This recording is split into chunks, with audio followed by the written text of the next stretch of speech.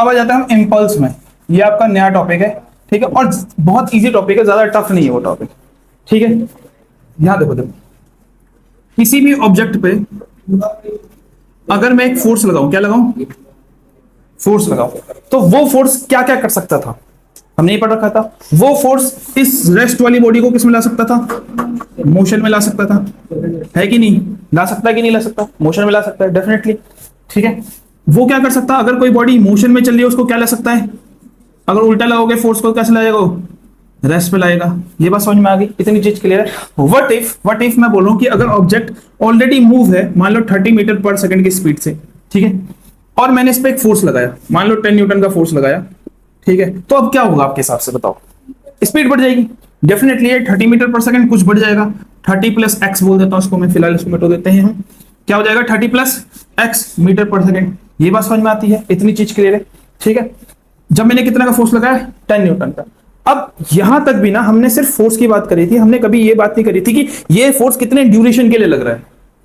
समझ में क्या बोला मैंने, ये फोर्स कितने ड्यूरेशन के लग रहा है। व्हाट इफ कि यही जो फोर्स है ना, मैं इसको 2 सेकंड के लिए लगाऊं, किसके लिए लगाऊं, 2 सेकंड के लिए, ठीक है। मैं ये टाइम ले रहा हूं, हाँ इधर टाइम कितना है, 2 सेकंड। तो आपको नहीं लगता कि ये जो स्पीड है ये थोड़ी और ज्यादा बढ़ जानी चाहिए। समझ में आया कि नहीं आया, क्या बोला मैंने, समझ में आया। सपोज करो एक फ्रिक्शनलेस सरफेस है, क्योंकि फ्रिक्शन अभी कंसीडर नहीं कर रहे हम, फ्रिक्शनलेस सरफेस है, उसमें एक व्हीकल है, और उस व्हीकल को एक तो बंदा है ऐसा है कि ऐसे धक्का दे रहा है, गाड़ी आगे जा रही है। व्हाट इफ कि वो धक्का देते रहे उसके साथ साथ, तो आपको नहीं लगता उसकी स्पीड विद टाइम क्या होगी, थोड़ा थोड़ा बढ़ते रहेगी, बढ़ते रहेगी, बढ़ते रहेगी, बढ़ते रहेगी। तो इसी को इंपल्स बोलते हैं, जब आप कोई एक लार्ज अमाउंट ऑफ फोर्स किसी एक टाइम ड्यूरेशन के लिए लगाते हो, उसको क्या बोल देते हैं फिर हम, एक नई क्वांटिटी बन जाती है, क्या बोला जाता है उसको, इंपल्स। समझ में आया, क्या बोलते हैं उसको हम, इंपल्स। तो इंपल्स है क्या, कुछ नहीं है, बस फोर्स इनटू डेल्टा टी। कितने टाइम के लिए आपने एक फोर्स लगाया है उसी को क्या बोलेंगे हम, इंपल्स। ये बात समझ में आ गई।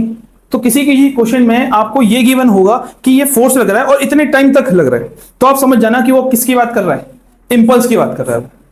समझ में आया, ये चीज क्लियर है, ठीक है। ऑल्दो इन रियल लाइफ हम ऐसा नहीं देखते, क्योंकि रियल लाइफ में क्या होता है, फ्रिक्शन आ जाता है। जैसे मान लो कोई गाड़ी है, गाड़ी में आप धक्का दे रहे हो कंटिन्यूसली, तो गाड़ी की स्पीड नहीं बढ़ रही, क्योंकि फ्रिक्शन वहां से अपोज भी तो कर रहा है। लेकिन एक बार आप सरफेसलेस, मतलब सरफेस को फ्रिक्शनलेस बना के देखो, फिर आपका फोर्स उसको एक्सेलरेट करता रहेगा।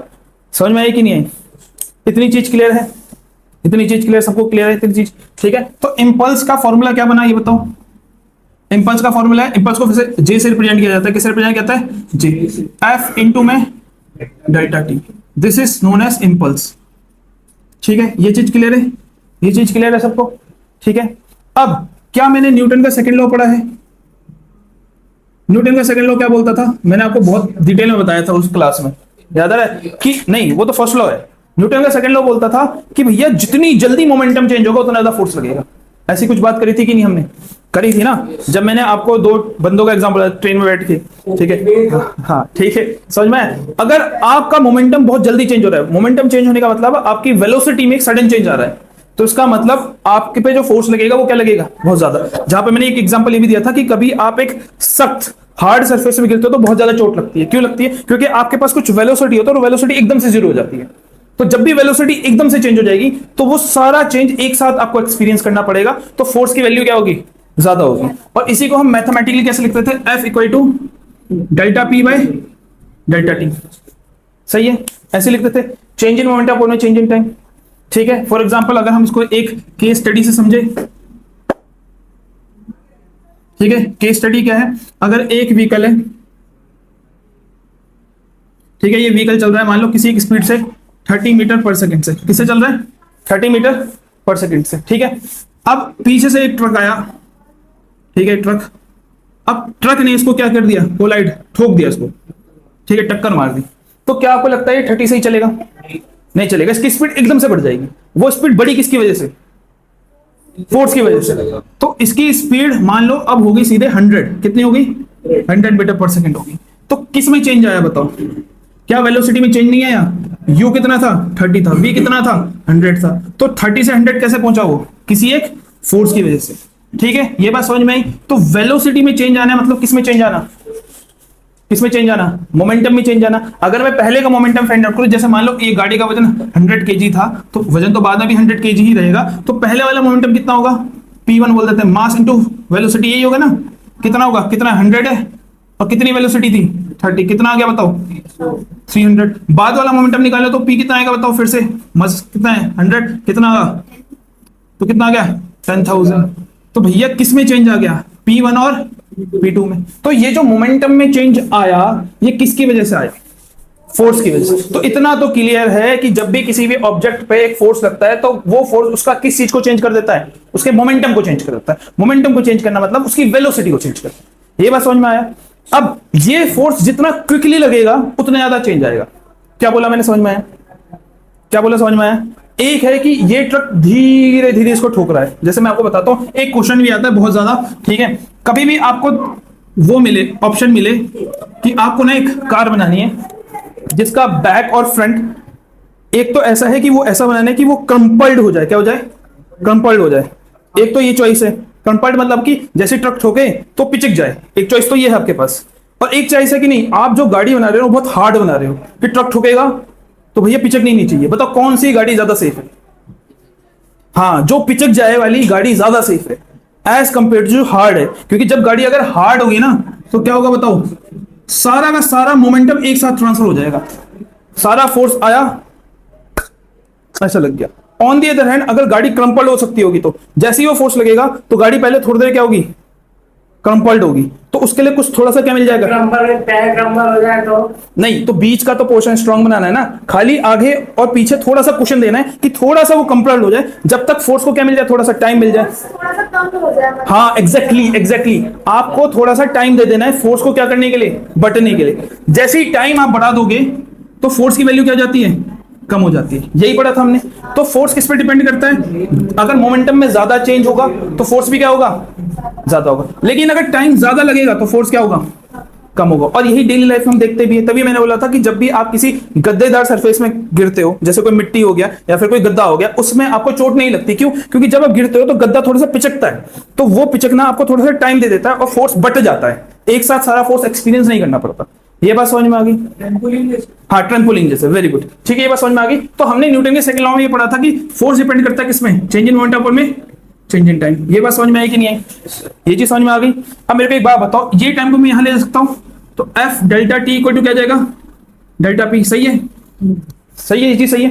अब एफ डेल्टा टी तो हमने पढ़ लिया ऑलरेडी, कुछ होता है, क्या होता है, क्या होता है, इंपल्स होता है कि नहीं होता, इंपल्स। तो इसका मतलब मैं क्या बोल सकता हूं कि ये क्वांटिटी क्या है, ये तो इंपल्स है। तो मैं बोल सकता हूं कि इंपल्स किसके बराबर होता है, चेंज इन मोमेंटम।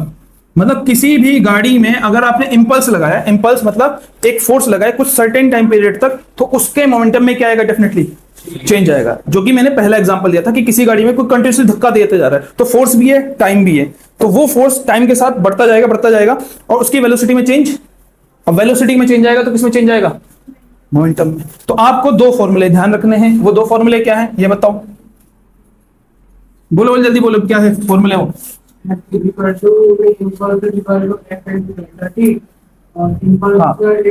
है। तो सबसे पहले impulse, when a large force act on a body for a certain time period it is known as impulse. और इंपल्स को हम डिपेंड करते हैं जे से, और ये इसका फॉर्मूला क्या होता है, delta F delta T, F delta T, ठीक है। ये हो गया आपका एक फॉर्मूला जो आपको याद रखना पड़ेगा, ठीक है, याद रख लेते हैं। उसके अलावा एक फॉर्मूला आपको याद रखना पड़ेगा, वो क्या है कि भैया एफ डेल्टा टी किसके बराबर होता है, बोलो, मोमेंटम।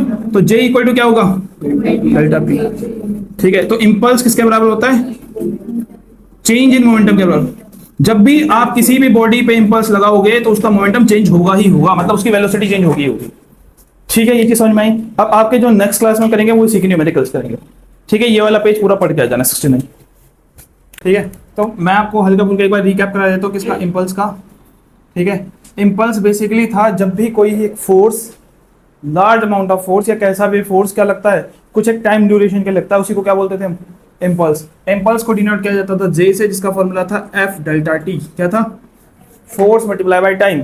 और हमने ये भी पढ़ा था कि कभी भी किसी ऑब्जेक्ट में फोर्स लगता है कुछ टाइम ड्यूरेशन के लिए, तो या तो उसकी वेलोसिटी बढ़ जाती है या उसकी वेलोसिटी कम हो जाती है, जिसको बोलते हैं हम उनकी इसकी वेलोसिटी में क्या आ गया, चेंज आ गया।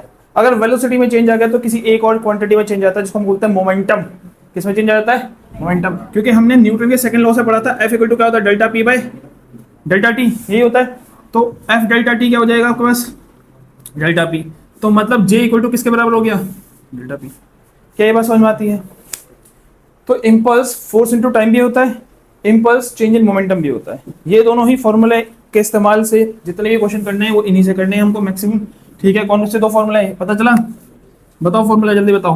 पहला इम्पल्स का फॉर्मूला क्या है, एफ डेल्टा टी। दूसरा फॉर्मूला क्या है, हाँ, J equal to delta P. और डेल्टा पी को हम लिखते हैं M V minus M U. तो एम कॉमन निकाल के आप कर सकते हो वी माइनस यू। तो ये सारे के सारे फॉर्मूले आप इस्तेमाल कर सकते हो। ठीक है, ये चीज समझ में आ गई, इतनी चीज क्लियर है। चलो तो पहले क्वेश्चन से स्टार्ट करते हैं। फर्स्ट क्वेश्चन, तो फर्स्ट क्वेश्चन आपको क्या बोलता है, एक क्रिकेट बॉल ऑफ मास 150 ग्राम। एक क्रिकेट बॉल है कितने ग्राम की, मास है कितना 150 ग्राम। तो डेफिनेटली इसको केजी में कन्वर्ट करना पड़ेगा। कैसे करेंगे, 1000 से डिवाइड क्या आ जाएगा बताओ, 0 से 0 कट जाएगा, क्या जाएगा 0.15 केजी। इतना आ गया मास। ठीक, इस moving with the velocity of 12 metre per second. मतलब ये जो बॉल है कितनी वेलोसिटी जा रही है, ये 12 metre per second. And is hit by a bat, और यहाँ पे एक बैट है, ठीक है, इस तरीके से एक बैट है मान लेते हैं। ठीक है, ये बॉल आके इस पर टकराई होगी, और टकराने के बाद इसकी वेलोसिटी होगी चेंज। अब ये कितने से आ रही है बताओ, 20 मीटर पर सेकेंड। तो समझ में आ रहा है, एक बॉलर ने बॉल फेंकी है, कितने कितने स्पीड से आ रही थी बॉल, 12 मीटर पर सेकंड से जा रही थी, और कितने से आ रही है 20 मीटर पर सेकंड। दो वेलोसिटी दी है, तो एक हो जाएगी इनिशियल, एक हो जाएगी फाइनल। तो u मान लेते हैं कितनी है हमारे पास 12, तो v कितनी हो जाएगी माइनस का 20। ध्यान रखना क्या होगी, क्यों, क्योंकि वेलोसिटी एक वेक्टर क्वांटिटी है, और वेक्टर क्वांटिटी में इधर वाला वेक्टर नेगेटिव वेक्टर होता है। एक वेलोसिटी की डायरेक्शन पॉजिटिव है तो एक वेलोसिटी डायरेक्शन नेगेटिव है, डायरेक्शन का हमको माइनस लेना पड़ेगा। अगर आप वेक्टर फॉर्म में प्रॉपर लिखना चाहो तो इस वाले को हम बोलते थे आई, इस वाले को क्या बोलते थे माइनस आई। तो ये जो 12 होगा ये 12 आई कैप होगा, दूसरा क्या होगा माइनस 12 आई कैप। समझ में आया, पूरा वेक्टर फॉर्म में लिखोगे तो समझ में आएगी नहीं, बस नहीं, हमें केवल मैग्नीट्यूड निकालना है। बस ये ध्यान रखना, जब भी वेलोसिटी डायरेक्शन चेंज होती है वर्टिकली अपोजिट हो जाती है, तो उसमें क्या होता है, वेक्टर क्या हो जाता है, नेगेटिव हो जाता है। क्या हो जाता है, नेगेटिव। तो माइनस का 20 मीटर पर सेकेंड। ठीक है, इतनी चीज समझ में आ गई। आगे हमको क्या दे रखा है, the force of the blow act for 0.01 second. मतलब जो बैट ने इस बॉल पे ब्लो लगाया, मतलब इसको धक्का मारा, वो कितने टाइम के लिए मांगा, 0.01 सेकेंड के लिए ही आया वो। तो कह रहा है एवरेज फोर्स निकालो। क्या निकालो, एवरेज फोर्स निकालना क्या है हमको, फोर्स निकालना है। ठीक है हमको क्या क्या गिवन है, मास गिवन है 0.15, इनिशियल वेलोसिटी गिवन है, और फाइनल वेलोसिटी। देखो हम लगा सकते हैं फोर्स का सेकंड लॉ का, न्यूटन का सेकंड लॉ क्या बोलता है बताओ, एफ इक्वल टू क्या था बताओ, delta P by delta T, यही था, सही है। और एफ डेल्टा पी क्या होता है, change in momentum. Change in momentum क्या होगा बताओ, final momentum minus initial momentum. ऐसे ही करते हैं ना, अभी मैं पूरी डिटेल में लिख रहा हूँ, लेकिन इतने डिटेल में लिखने की जरूरत है नहीं। नीचे क्या डेल्टा टी। फाइनल मोमेंटम मतलब क्या होता है, मोमेंटम का फॉर्मूला क्या होता है, मास इंटू वेलोसिटी। और जब भी हम फाइनल मोमेंटम की बात करें तो कौन सी वेलोसिटी लिखेंगे हम, फाइनल वेलोसिटी। समझ में आया, सबको क्लियर है। तो फाइनल मोमेंटम की जगह आएगा एम वी, और इनिशियल मोमेंटम की जगह क्या जाएगा एम यू, क्योंकि इनिशियल में यू आएगा, नीचे क्या आएगा डेल्टा टी। तो क्या आपको सबकी वैल्यू गिवन है, बिल्कुल गिवन है। पहले एम कॉमन निकाले तो क्या बचेगा, वी माइनस यू अपॉन में डेल्टा टी। यही फॉर्मूला मैंने यहाँ भी लिखा था एक तरीके से। तो एफ क्या जाएगा, मास कितना है बताओ, पास 0.15, वी कितना है आपके पास बताओ, माइनस का 20 माइनस का 12, कितने टाइम के लिए लगा था 0.01। तो एफ कितना आ जाएगा आपके पास बताओ, 0.15 मल्टीप्लाई में माइनस का 32 अपॉन में 0.01। पॉइंट हटेगा तो ऊपर 100 आ जाएगा, पॉइंट हटेगा तो नीचे 100 आएगा, 100 से 100 कट जाएगा, तो आपका फोर्स आ जाएगा 15 इंटू में 32, वो भी माइनस का, इसको मल्टीप्लाई कर देना। क्या आंसर आ रहा है कह रहे हो, -480। हाँ तो इतना फोर्स लगेगा, माइनस का 480 न्यूटन। ठीक है, अब अगर आंसर में माइनस नहीं दे रखा तो भी कोई प्रॉब्लम वाली बात नहीं है। ठीक है, आंसर यही है। सबको क्लियर हुआ कैसे कैसे निकाला हमने, change in momentum by change in time. मतलब इतने फोर्स ने इस बॉल का मोमेंटम को चेंज किया, 12 से रहता 20 से भेज दिया। सेकंड क्वेश्चन में चलता है इसके। तो सेकंड क्वेश्चन क्या बोलता है, a hammer weighing 1 kg moving with the speed of 10 metre per second. एक हैमर, हैमर मतलब होता है हथौड़ा, तो बेसिकली एक हथौड़ा है, और कितने kg का ये 1 kg का हथौड़ा है। ठीक है। Moving with speed of 10 metre per second, मतलब ये नीचे की तरफ आ रहा है कितने की स्पीड से, 10 मीटर पर सेकंड की स्पीड से। स्ट्राइक्स द हेड ऑफ ए नील, मतलब एक नीचे क्या है, एक कील है, क्या है, कील, नेल है, ठीक है। Driving it 10 centimetre into the wall. अब मैंने थोड़ा सा उल्टा बना दिया डायग्राम, ये ऐसा नहीं होना चाहिए था, कैसा होना चाहिए था ये, क्योंकि पूरा क्वेश्चन मैंने पढ़ा नहीं था। मान लेते एक वॉल है, ये दिस इज द वॉल, ठीक है। 3D में वॉल इस तरह से बना देता हूँ मैं, और यहाँ पे आप एक कील ठोकना चाह रहे हो, क्या ठोकना चाह रहे हो, कील ठोकना चाह रहे हो। तो आपके पास एक हथौड़ा है, कितने केजी का हथौड़ा है, 1 केजी का, और इसको आपने आगे फेंका, मतलब आगे मारा, कितने की स्पीड से, 10 मीटर पर सेकंड से, सही है। जैसे ये कील पे टकराएगा, कील अंदर घुस गई, कील क्या कर गई, अंदर घुस गई, कितना, यहां से कितना अंदर घुस गई, कितना बोल के, 10 सेंटीमीटर अंदर घुस गई, ठीक है। ये चीज आपको गिवन है। पहला आपको क्या निकालना है, एक्सेलरेशन ड्यूरिंग द इम्पैक्ट, क्या निकालना है, acceleration during the impact, acceleration find करना है। देखो एक्सेलरेशन निकलेगा तो हथौड़े का निकल सकता है, कील का निकल ही नहीं सकता, क्योंकि हथौड़े की वेलोसिटी गिवन है, हथौड़े की वेलोसिटी गिवन है, ठीक है। कैसे निकलेगा बताओ, इनिशियल वेलोसिटी कितनी है, कितने से आप फेंक रहे हो उसको, 10 मीटर पर सेकंड, सही है। लेकिन जैसे ही उससे टकराएगा तो वहीं पे रुक जाएगा वो, तो v जीरो हो जाएगा, ठीक है। ये गिवन है, ये चीज समझ में आई। और कुछ गिवन है हमें, नहीं डिस्टेंस नहीं गिवन मेरे को। इसको मैंने दूसरा वाला फॉर्मूला लगा दूंगा, x के बनना है हमें 10 सेंटीमीटर, एक्सेलरेशन निकालनी है तो v square minus u square. अरे तो मोमेंट स्पीड को कैरी करेगी, देखो हाँ ये बिल्कुल सही है, सही है। देखो मैं बताता हूँ, देखो जब ये 10 मीटर पर सेकंड से हथौड़ा इस कील पे पड़ेगा, तो इस कील पे भी कितनी वेलोसिटी आ जाएगी, 10 मीटर पर सेकंड की, सही है कि नहीं है, क्योंकि सारा इसने स्पीड ट्रांसफर कर दी ना, मोमेंटम सारा ट्रांसफर कर दिया इस पे, है कि नहीं, एकदम से स्पीड आ गई कितनी, 10 मीटर पर सेकंड। लेकिन जैसे जैसे ये अंदर की तरफ जाती रहेगी वैसे इसकी स्पीड क्या होती रहेगी, कम। तो ये सारा का सारा हम किसके लिए निकाल लेते हैं, नेल के लिए निकाल लेते हैं। किसके लिए निकालते हैं, नेल। इसके लिए क्यों नहीं निकल सकता, क्योंकि इसके लिए मेरे को डिस्टेंस कुछ गिवन नहीं, लेकिन नेल के लिए मेरे को गिवन है। नेल के लिए एस क्या है बताओ, 10 सेंटीमीटर, तो कितना आएगा बताओ, 0.01 मीटर, सही है। ये बात समझ में आ गई। तो अब मैं लगा सकता हूँ कौन सा वाला formula, v square minus U square equal to 2s। Nail का फाइनल वेलोसिटी क्या थी, 0। इनिशियल वेलोसिटी कितनी मिली होगी इसको, 10 का स्क्वायर इक्वल टू क्या जाएगा 2, a मेरे को निकालना है, s कितना आया था 0.01, तो क्या आएगा बताओ, -10 इंटू में 10 अपॉन में 2 इंटू में 0.01 इक्वल टू में a। सो सॉल्व करोगे तो क्या आएगा 100 इंटू में 100, क्योंकि ये पॉइंट हटेगा, अपॉन में 2 माइनस का कितना जाएगा, 2 से कटेगा 2 5 10, तो कितना जाएगा माइनस का 5000 मीटर पर सेकंड स्क्वायर। यही आ रहा है कि नहीं, या गलत है ये 500 आता है। एक जीरो कहाँ गड़बड़ हो रही है हमारी, ये 0.1, अच्छा 0.1 आएगा ना, यहाँ पे गड़बड़ 0.1 मीटर आएगा ये, ठीक है। मीटर सेंटीमीटर गड़बड़ कर दिया मैंने, ठीक है। तो नीचे यहाँ पे 10 आएगा तो 5 आएगा, तो 500 आ जाएगा, ठीक है। एक्सेलरेशन आ गया हमारे पास 500।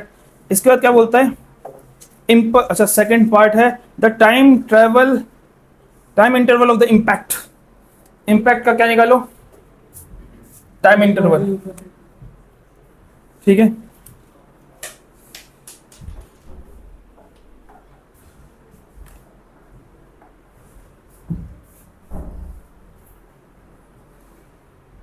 कैसे निकलेगा टाइम इंटरवल बताओ,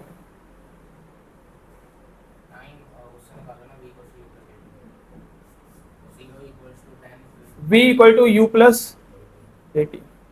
तो v कितना है 0 है, u कितना है मेरे पास 10 है, प्लस का a कितना आया माइनस का 500 इंटू में t, तो माइनस का 10 अपॉन में माइनस का 500 इक्वल टू में t, 0 से 0 कट जाएगा, तो माइनस से माइनस कट जाएगा, 1 अपॉन में 50 इक्वल टू क्या जाएगा t, क्या आएगा 0.02, ये आ जाएगा आपके पास। इतना टाइम इंटरवल लगा था,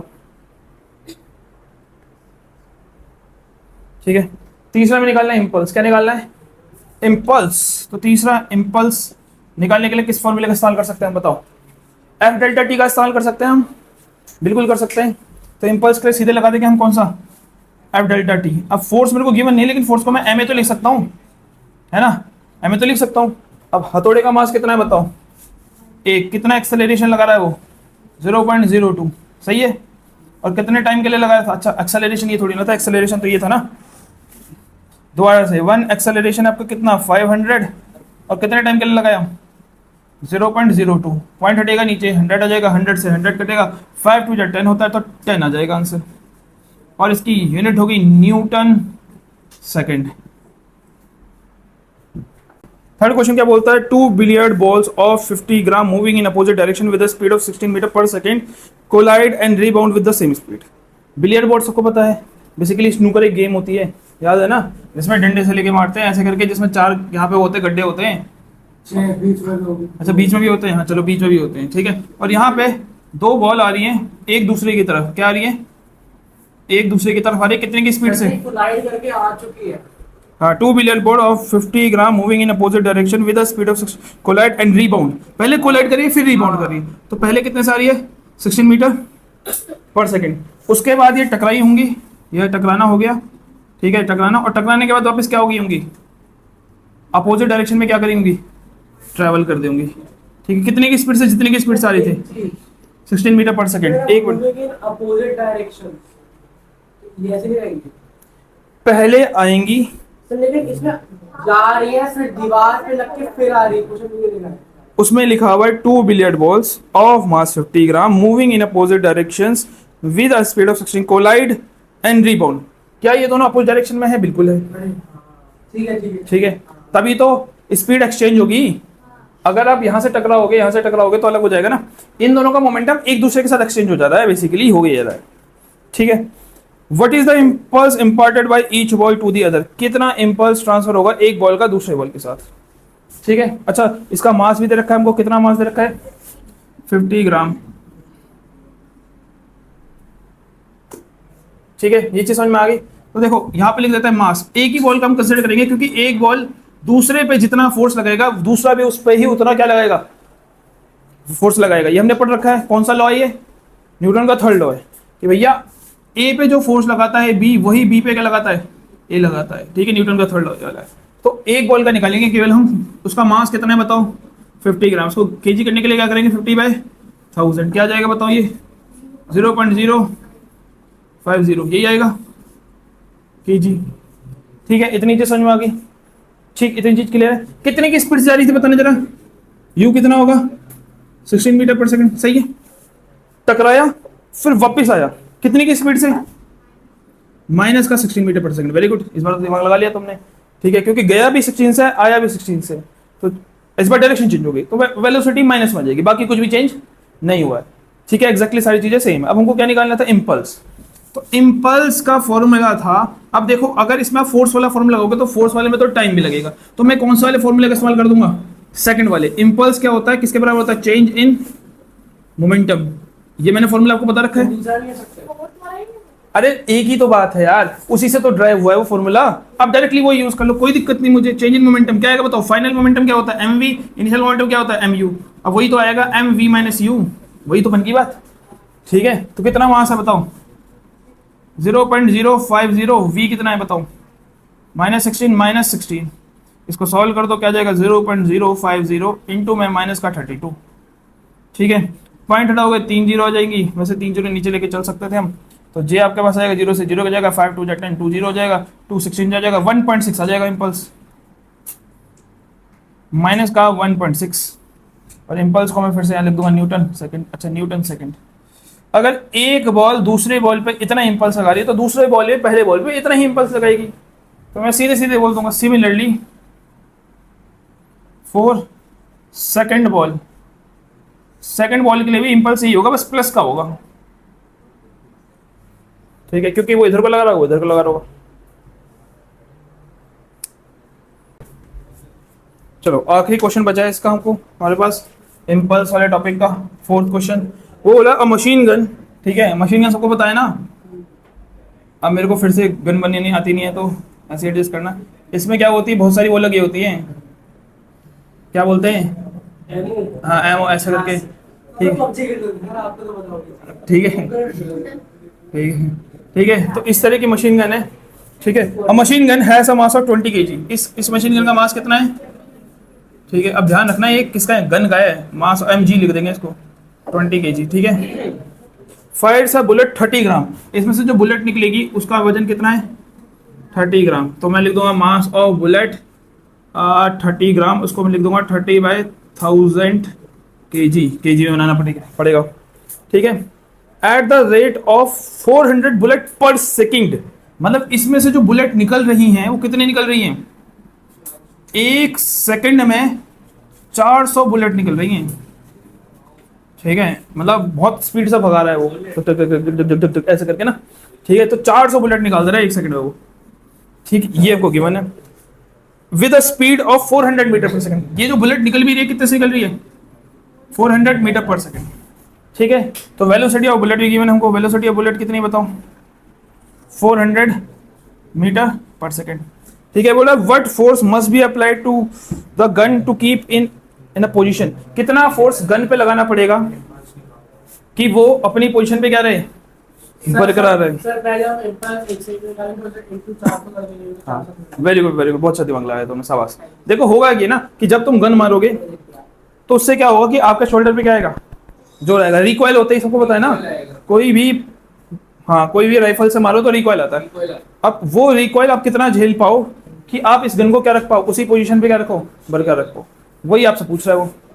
ठीक है, ये चीज समझ में आई कि नहीं आई?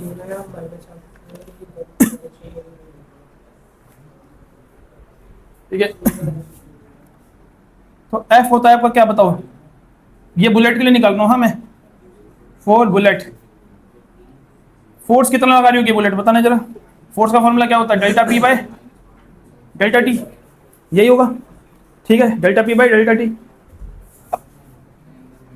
बताना जरा मेरे को कितना मोमेंटम चेंज हो रहा होगा। इनिशियली तो बुलेट यहीं पे होगी, तो इनिशियल वेलोसिटी क्या होगी बुलेट की, 0, उसके बाद ही तो फायर करेगी। ठीक है, तो मैं यहाँ पे लिख सकता हूँ ना M V minus M U upon में डेल्टा टी, ऐसे लिख सकता हूँ मैं इसको, change in momentum final minus initial. ठीक है, पर इसमें एक चीज और ध्यान रखना, क्या कि जो टाइम दे रखा है वो कौन सा दे रखा है, 1 सेकंड का। 1 सेकंड में कितनी बुलेट मार रहा है वो, 400, तो कितनी बुलेट का मोमेंटम चेंज हो रहा होगा, 400। तो इसी फॉर्मूले में थोड़ा सा ट्वीक करके आपको उसको मल्टीप्लाई करना पड़ेगा, किसको, एन से। समझ में आया, क्योंकि एक ही सेकंड के अंदर आप 400 बुलेट का फोर्स पीछे की तरफ क्या कर रहे होगे, झेल रहे होगे। ये बात क्लियर हुई।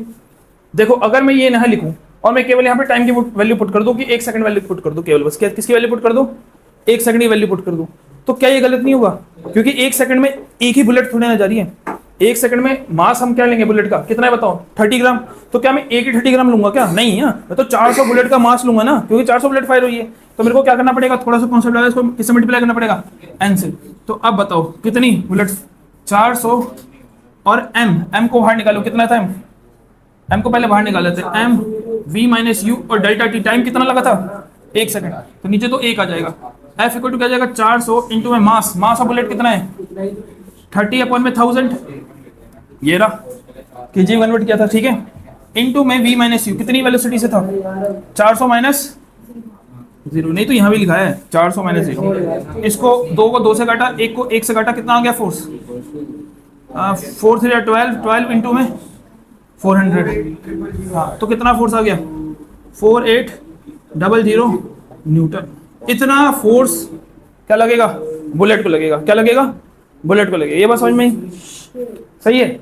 अब मेरे को न्यूटन के तीसरे लॉ से, भैया न्यूटन के तीसरे लॉ से मुझे पता है,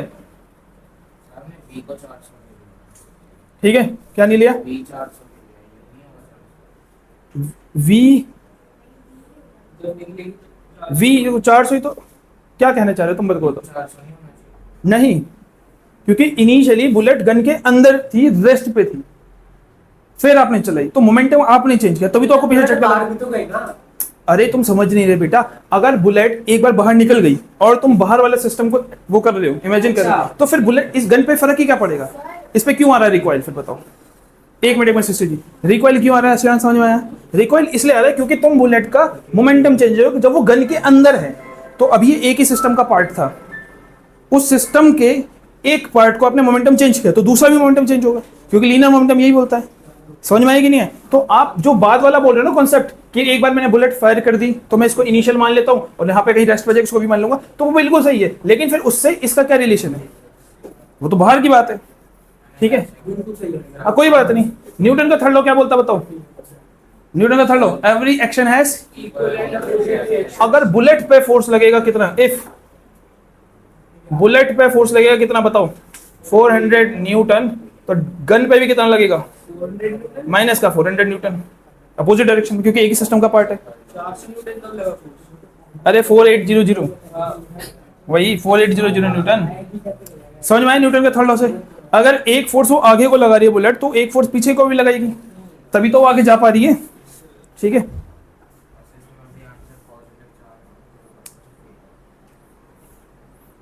ठीक है, समझ में आया, हो गया, चलो आगे चले अब हम।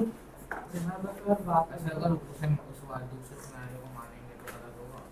कौन सा, नहीं नहीं, वो अब टीचर बहुत ज़्यादा डिटेलिंग में देखेगा तो दिक्कत आएगी, बाकी कोई दिक्कत नहीं आएगी।